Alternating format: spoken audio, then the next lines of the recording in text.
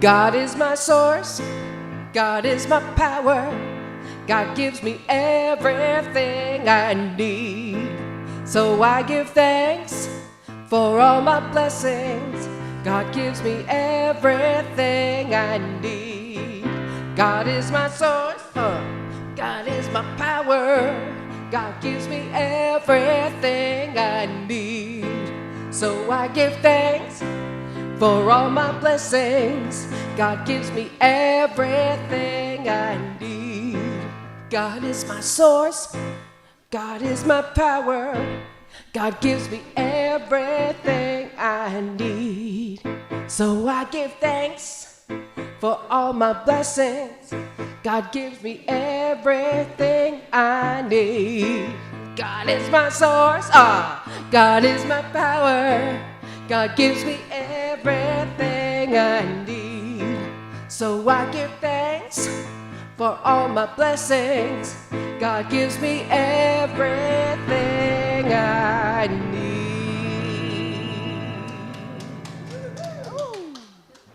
It's working. Good. Hello, my name is Bruce Crack. I'm your trustee today. On behalf of Reverend Donna Maurer and Board of Trustees, I'd like to welcome you to the Sonoran Desert Center of Spiritual Living. Just say it slowly and it gets better each time. It's a good place to be. Whoever you are, wherever you are on your spiritual path or journey, you're truly welcome here. You will be validated, supported, and encouraged to be the best you can be. And you can see that is true by just look at all the wonderful classes and everything we have in our bulletin. So yeah, you're here to be supported. Okay, I'd like to express our thanks for everybody that makes today a special, that's everyone, it makes a special service. So that's everyone in your seat. And as we have more in the seats, we have more warmer bodies, we have more warmth, and so we don't have to pay electric bills as much. Hey, did anybody ever think of that? So no, thank you for coming. We appreciate everybody. So do we have any first-time visitors?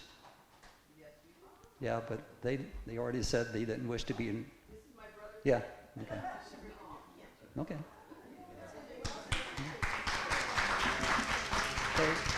This is my friend Barbara Sweeney. Barbara, thank you. Thanks for coming. And Sherry, welcome back. Yay! Wow. That's, yeah, so glad to have you back.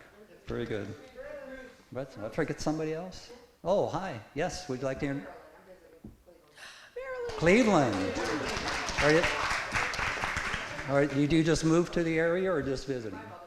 Oh, awesome. Well, welcome. Welcome here. Please stay afterwards and have refreshments, and hope everybody takes a chance to know everybody a little bit better. Okay. Go to the announcements. Did I get it all? Ooh, I forgot. Our vision statement, which is probably the best thing in the world, is love in action every way you want to do it. Upside down, around in circles, spinning around, jumping up and down. Yes. Yes, we express this love by learning and living the principles of science's mind. You'll find that declaration on the back of the program. Please join me as we read it. I believe that there is an infinite intelligence operating throughout the universe. I believe this intelligent power is only good. I believe this intelligence expresses as me. I believe through my conscious use of this power, I create my life happy, healthy, and complete. And so it is. Okay, so let's go to our announcements. There's a new member. Okay, turn off your cell phone.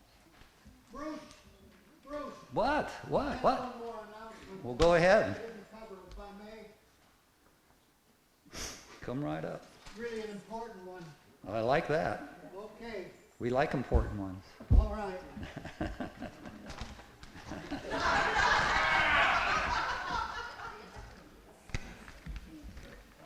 Not all heroes have capes or even attractive costumes, as you'll note. February has come again, and that means it's time for our desert players to entertain you and remind you of our annual pledge campaign is officially here. And since we're talking about our spiritual superpowers this month, we're asking you to be a superhero for our center with a pledge of financial commitment for truth, justice, and the science of mind way. And since we're talking about, I already read that, move on. Have you ever wondered what lies behind the mask of our center? Each year, our wonderful board of directors meet in their own fortress of solitude. I wish they'd have shorter words in the script. It's hard for the big word. To plan a budget for our grounds, salaries for our leadership, operating expenses of all kinds, plus charitable gifts of all things that keep our community as a beautiful and prosperous place to be. But like their human counterparts, even superheroes sometimes can't see eye to eye about where their funds go. Sometimes we have to go behind the mask and look within ourselves to see the benefit of giving what is right and what is left.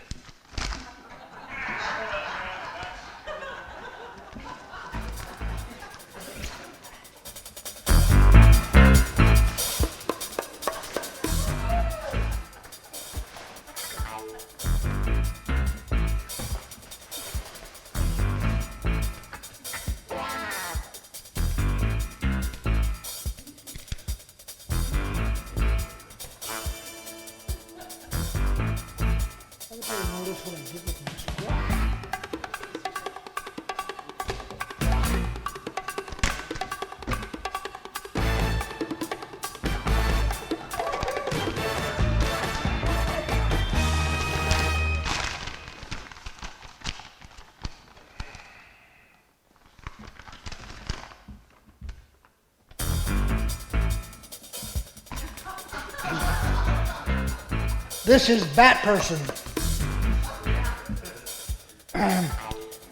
She says she's worked for the defendant for about a week, quit and wasn't paid.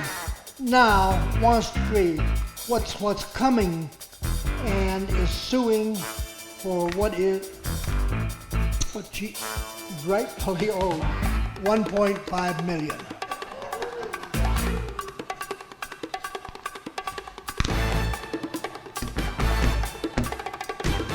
This is Superman.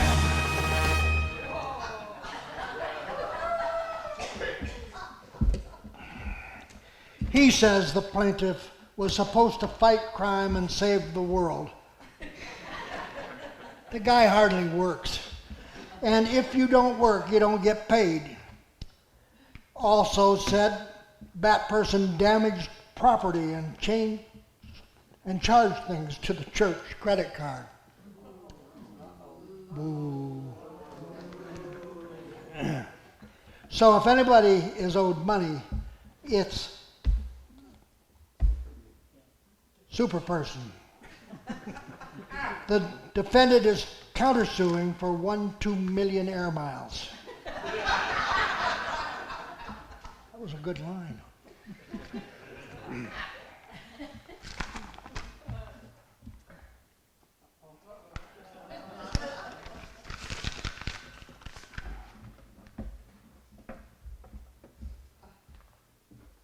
All rise for the Honorable Judge Jenner Russ.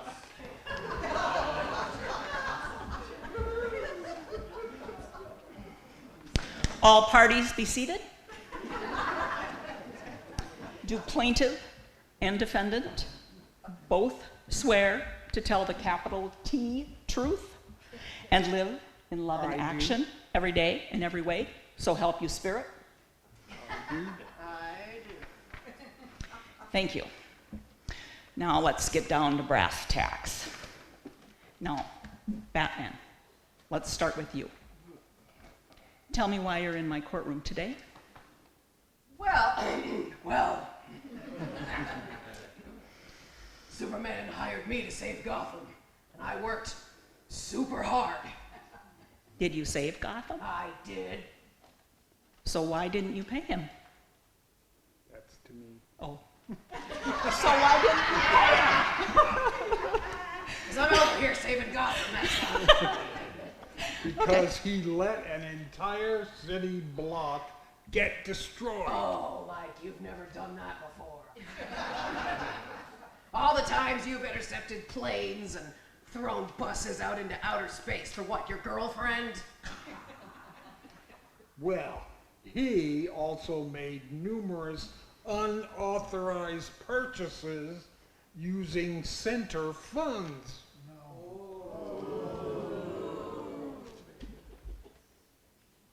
Those were necessary for the missions. How is every flavor of cheesecake at the Cheesecake Factory a necessary expense? I had to make sure the Joker wasn't poisoning them. Did you have evidence that he was? I didn't have evidence he wasn't. Okay. Batman, you're also claiming damages. Yes. So you see, I was fighting crime in the streets of Gotham. I broke my back. So you lost a fight? Hey, now. It was more of a draw, you see. I broke my back and he strained himself, breaking my back. And it required a very expensive surgery to repair it. I've got the medical bills right here. That's a pre-existing condition. That didn't happen on the clock. Oh!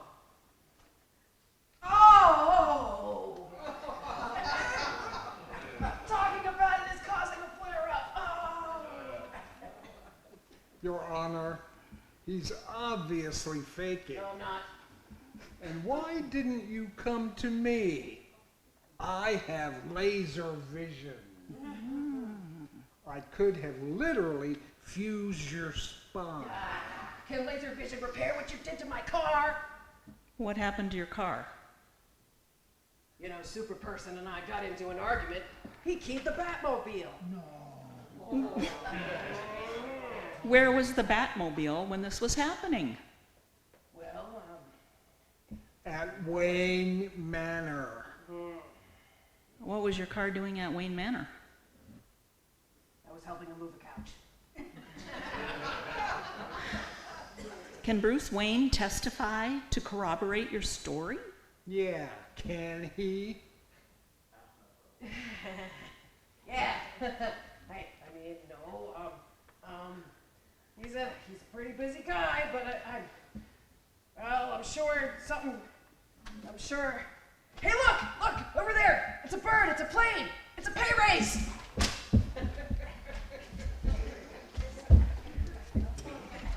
Oh, hello, Mr. Wayne. Hello. It's true. Batman was helping me move the couch. He's an upstanding citizen, all right, and he's a pretty honest guy. That Super Person, however, I don't know about him. Your Honor, we can obviously see what's going on here. Can you?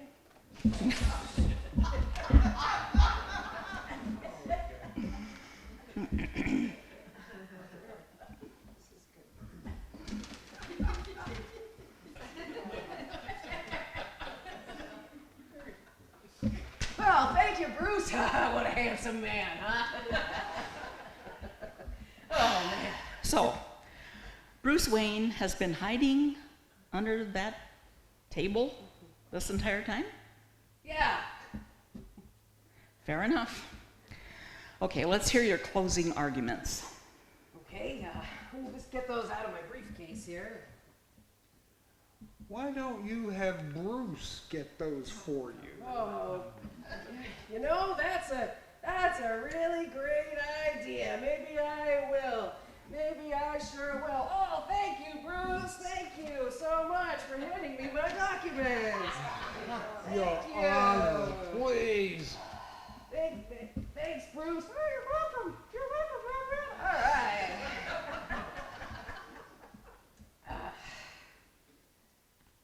Oh, no. These aren't my closing arguments. These are my daily affirmations. I'll just read them anyway. All right. When you are doubting and feel alone, remember, you have Alfred. He is an owl friend. The Joker is vicious, but my cape is delicious. Order in the court. Superman, you go. Thank you, Your Honor.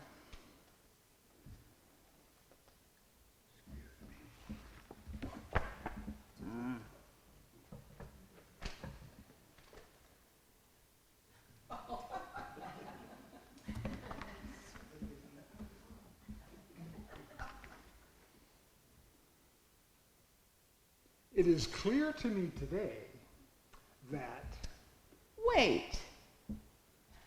Wait, has anyone ever told you that with your glasses on, you look like Clark Kent?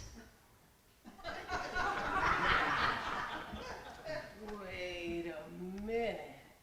I'd like to drop all charges. Wait a minute. Wait a minute. Wait a minute. You have a twin brother? Case dismissed.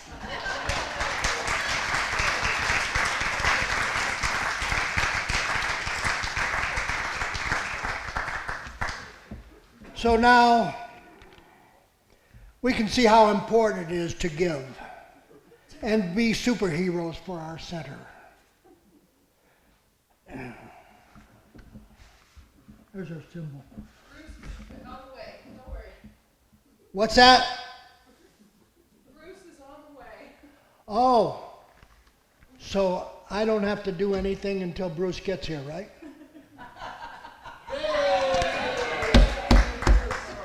Yes. What is it, Bruce?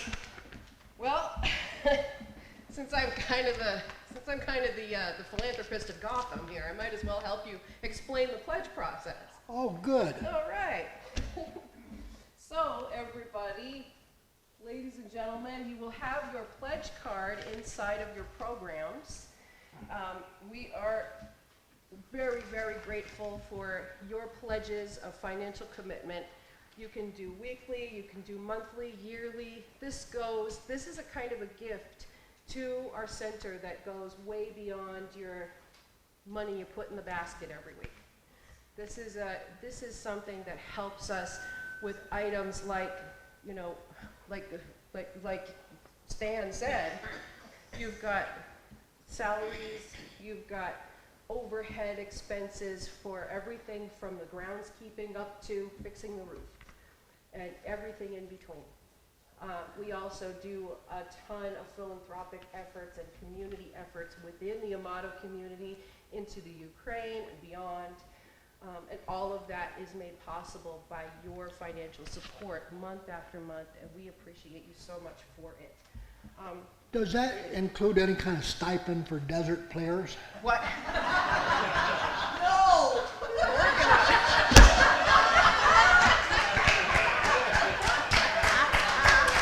I would not have accepted this gig if I'd known that ahead of time. Byron, let me tell you, you get union credits and you get my undying love and respect. Oh, wow. That'll do it. Okay, all right. What about the symbol in front? Oh, yeah. Yeah.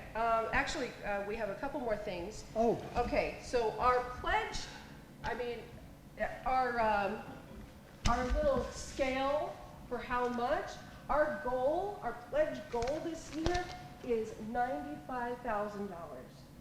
We were able to almost reach our goal last year, and coming back after the pandemic, you guys have absolutely showed up for us, for each other.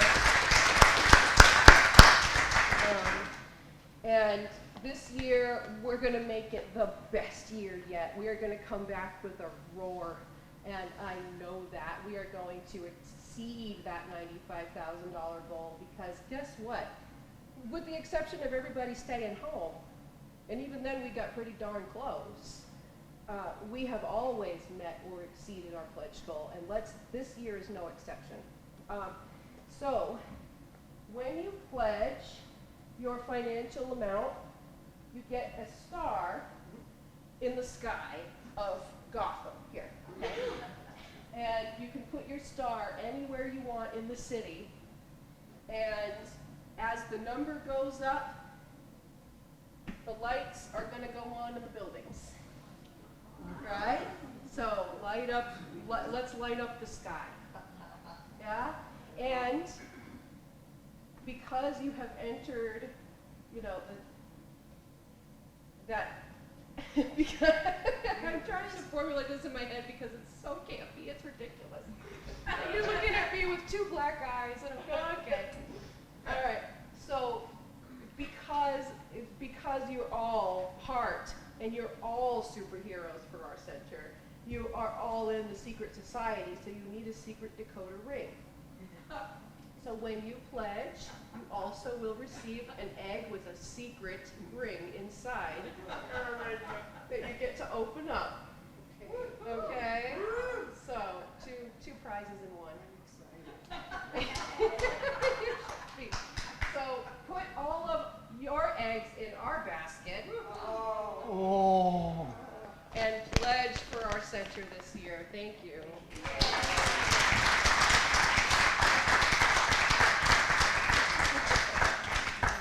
Heather, you make me so happy that you had that part and not me.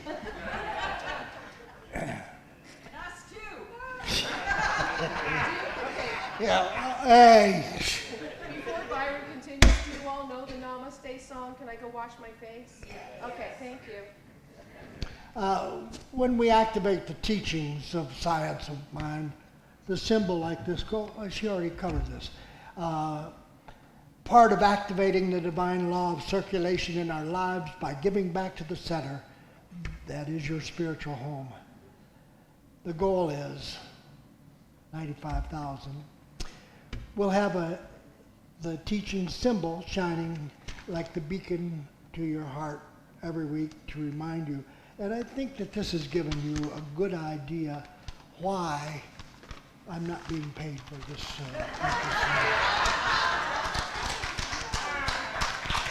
And I've forgotten what comes next, John. Do you know?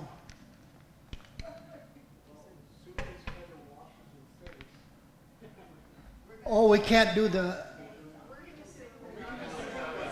we are going to do it without, all right. So who's in charge of that? Okay.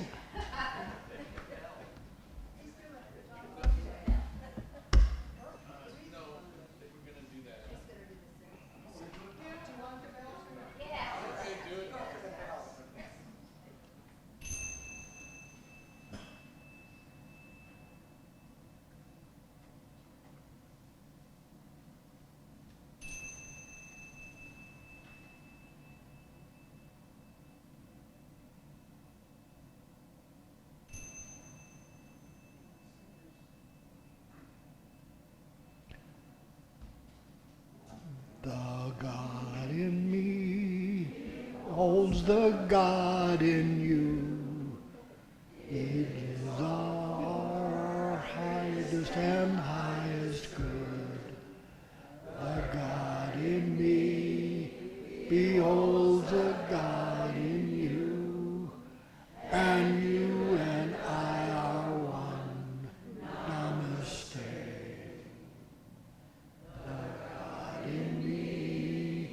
Beholds the God in you.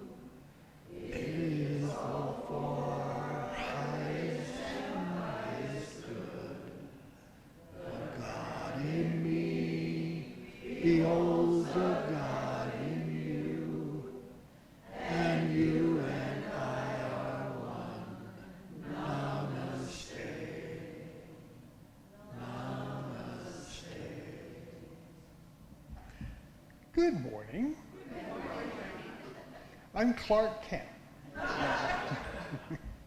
I'm John Lopez, and I am one of the amazing practitioners at our center.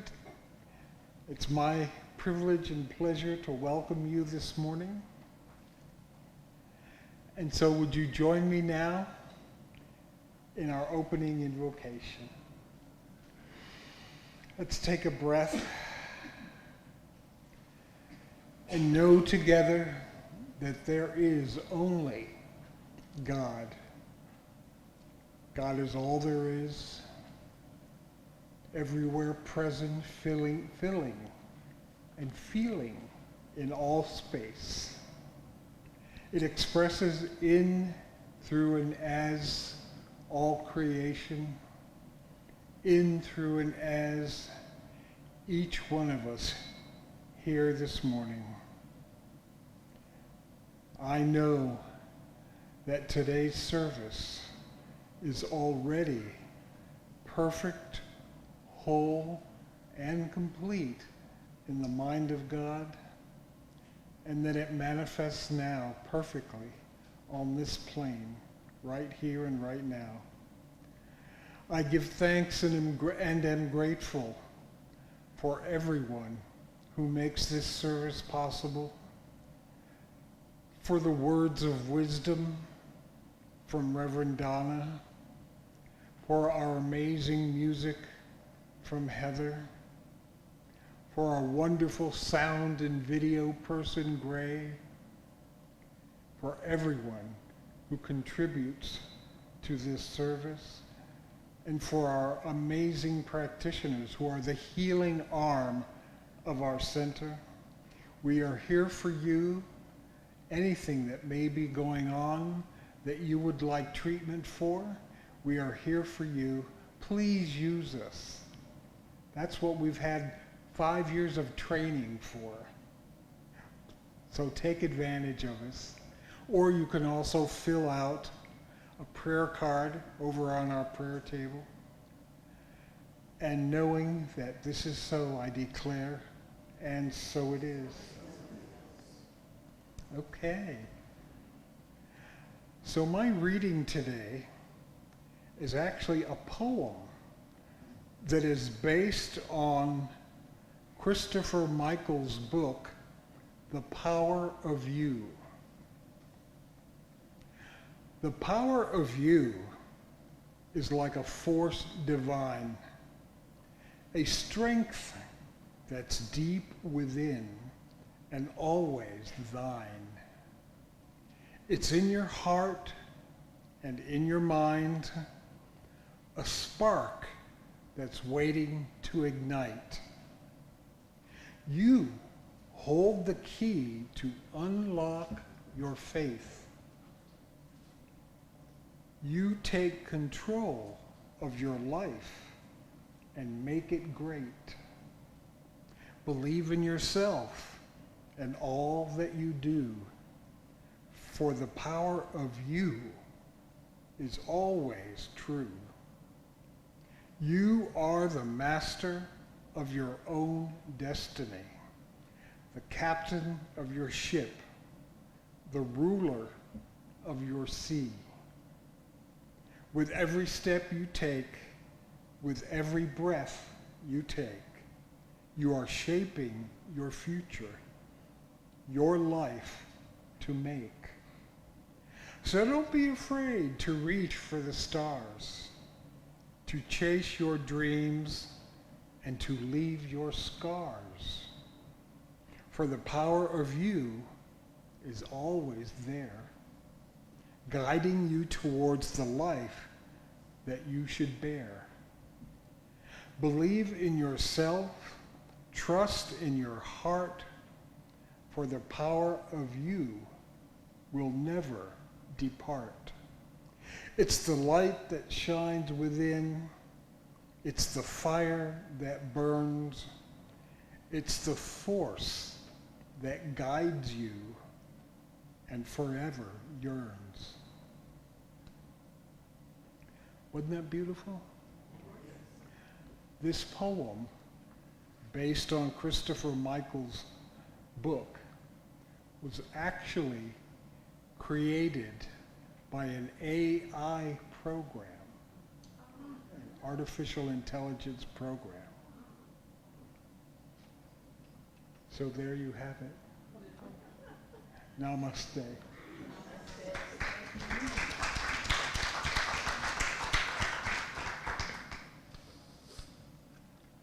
I take our service candle and hold the high watch.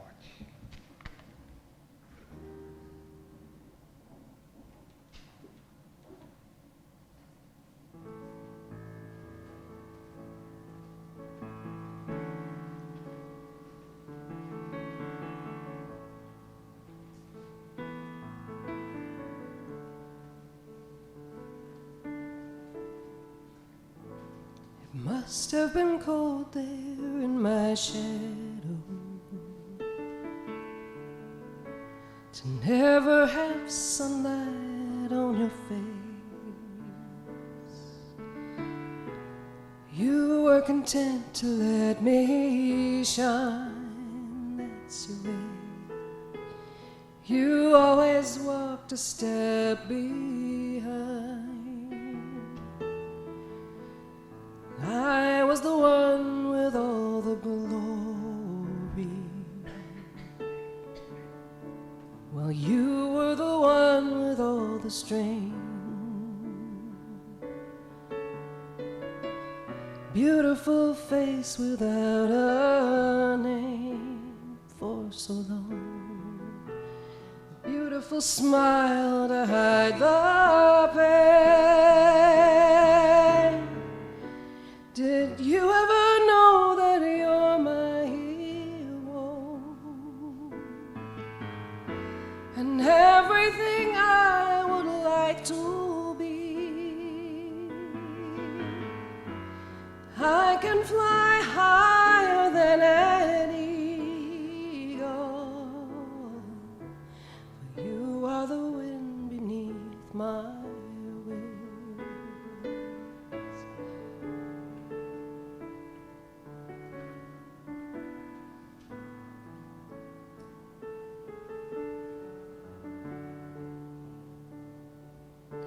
It might have appeared to go unnoticed, but I've got it all here in my heart. Want you to know I know the truth, of course I know it. I would be nothing without you. Did you ever know that you're my hero? And everything I would like to be. And I can fly higher than an eagle. For you are the wind beneath my wings.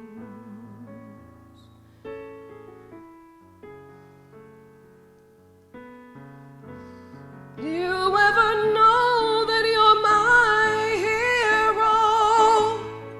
You're everything, everything I wish I could be. Oh, and I can fly higher than an eagle. You are the wind beneath my wings. Oh, the wind beneath my wings. Fly, fly, fly away. You let me fly so high. Oh, you're the wind beneath my wings. Oh, you're the wind beneath my wings. Fly, fly so high against the sky, so high I almost touch sky. Thank you, thank you. Thank God for you, for wind beneath my wings.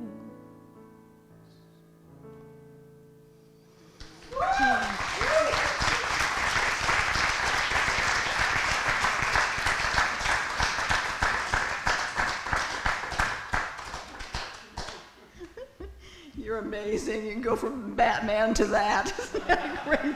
From bat to bet. Thank you, thank you. I really do appreciate our Sonoran Desert Players and the fun that we have doing this. And it really does, it means so much to me that every one of you is a superpower for us. Our theme is, well, before I start, I wanted to mention that today is Miraculous Moments. So all of the practitioners who are participating have a white stole on, and that means you can go to any of them and ask for prayer, and they'll be happy to do that. Again, like John said, this is what we do. This is what we were trained to do. This is what we love to do. So don't think that you would be a bother or your request is too small, because that's just not true. So please use our practitioners. That's what they want you to do. Well, our theme this month is curiosity as a superpower. That's what the superpower idea inspired all of our skits. And it comes, I wanted to plug our journal, because if you haven't gotten one, it's only February. I mean, this is the 1st of February. It's not too late, and this gives you a chance to take notes. It's got some things to do during the week. It has some inspirational words with it, and it goes along with everything that we're doing. So, what I talk about on Sunday, you should see bits and pieces of that in the journal. So, please pick one up. It's $15, and that money goes to help the coffers of our practitioner team. Okay, so curiosity is a superpower. Curiosity, one of the most basic calls of life, truly is a superpower. You know, as we move through this month, we're going to be pulled by curiosity to look below the surface, to the depths of who and what we are. Yeah, I love this quote. Albert Einstein said, "The important thing is not to stop questioning. Curiosity has its own reason for existing. One cannot help but be in awe when he contemplates the mysteries of eternity, of life, of the marvelous structure of reality. It is enough if one merely tries to comprehend a little of this mystery every day. Never lose a holy curiosity." Never lose a holy curiosity.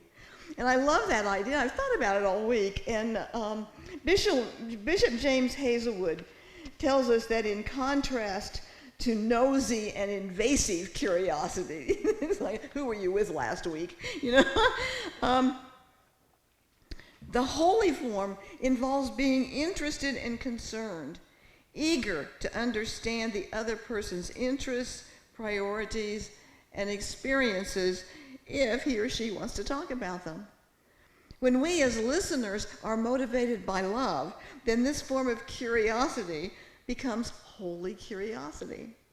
This is what undergirds the kind of conversations that we find in our spiritual circle, the men's group, the writers group, and the class we just finished on meaningful connections.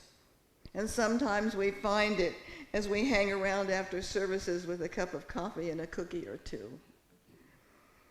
A holy curiosity is our ability to express the overlap of our faith and our daily lives. Despite our secular world, there seems to be a deepening interest in the sacred. Despite all our scientific and technological advances, we still long for the sacred. And since we are by nature meaning-seeking creatures, having a holy curiosity, I think, is one of the best ways to find the sacred in the mundane, which opens us up to connection, wonder, and a sense that there is a lot more than meets the eye. Obstacles to holy curiosities come in several forms. So much of the fear that impedes listening in everyday setting comes from not truly believing that we can grow in understanding the priorities and values that lie behind another person's convictions without agreeing with them. Listening often changes us because we understand more about how other people think and feel, but listening does not necessarily mean that we change our own central beliefs in response. Holy curiosity enables us to try to understand others' beliefs and priorities, being open to change within ourselves, but also being open to holding strongly to our own convictions. Another obstacle to holy curiosity is the conviction that we already know what the other person means when they say something. When we jump in with our own interpretation without asking the questions to be sure we understand, we cut off what could have been a deep conversation. We talked about this Friday in our class. You know, how many times have we been cut off by someone saying, oh, I know exactly how that was. Let me tell you about my operation, you know? So those are the two obstacles. But the topic today is, in addition to the theme for the month, the topic today is what lies beneath the surface. Because curiosity can open us to the sacred moments in our lives. When curiosity takes over, we lose our fear of the unknown. I remember the first time that I went snorkeling in Hawaii. A whole world was below me, you know, and I had no idea it existed by just looking at the surface of the water. And the same thing is true when I finally actually went diving. This time I looked up and saw an incredible world above me. This is all below the surface of the ocean. And I felt a deep connection. I even swam with a nurse shark. And I was so lost in the experience that I forgot to be scared. You know? When we lack curiosity, fear of the unknown is apt to take over. And you and I know that we live in a limitless universe, and our experience of it is only limited by our beliefs and perceptions. Allowing fear to prevent us from following our curiosity into the unknown feeds the belief that the world's a scary place and that we are walking our path alone. Trusting our faith and knowing that the divine is supporting and supplying us in all that we do, we are free to seek out the beauty that lies beneath the surface. Henry Wadsworth Longfellow wrote, "We must choose between being an anvil or a hammer. We'll either mold the world or be molded by it. If you never go deep, you will always be the anvil, and the surest path to being the hammer is depth. When we glide on the surface of everything, we're susceptible to drifting in the wind. We end up chasing shiny thing after shiny thing. And we aren't substantial enough to stop the world from pushing us around. But when we start to go deep, we gain mastery. We stop chasing shiny things, and we become the shiny thing ourselves." One of the things I love about our philosophy is that I'm constantly, and I talk about it a lot, I'm constantly learning to walk in two worlds. The world of what I see, taste, touch, experience, we call it the mundane world, and the world that has no language but presents the mystical side of life. Now, I've come to believe that there's really only one world, but it's rather like the picture, and I know I've talked about this before. You see a picture, and when you look at it one way, it's an old lady. You look at it at another way, and it's a beautiful young woman.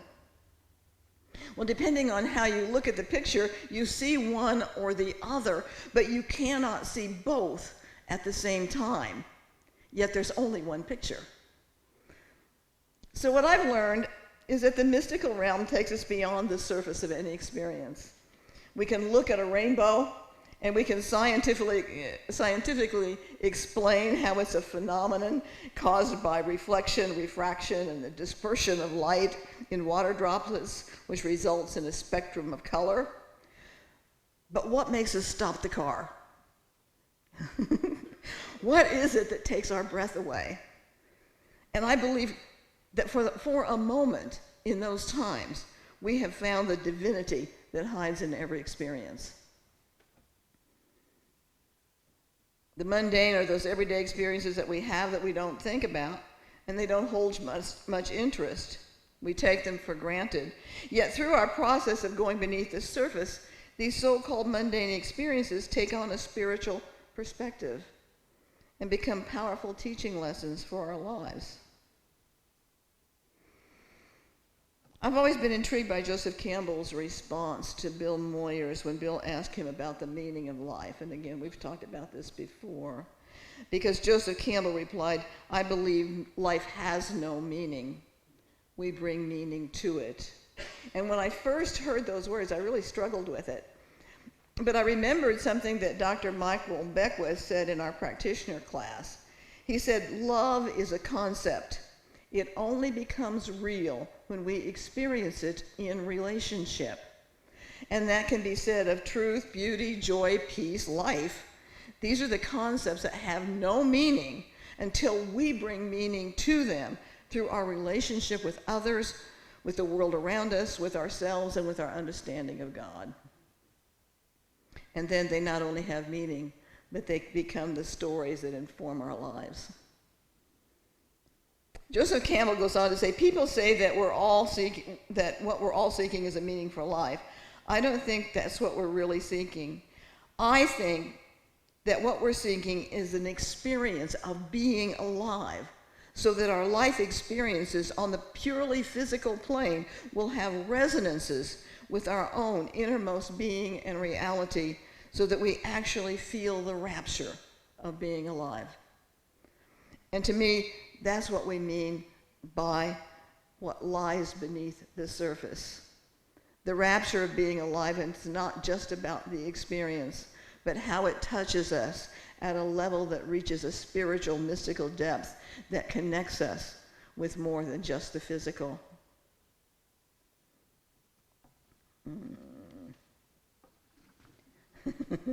Just a minute.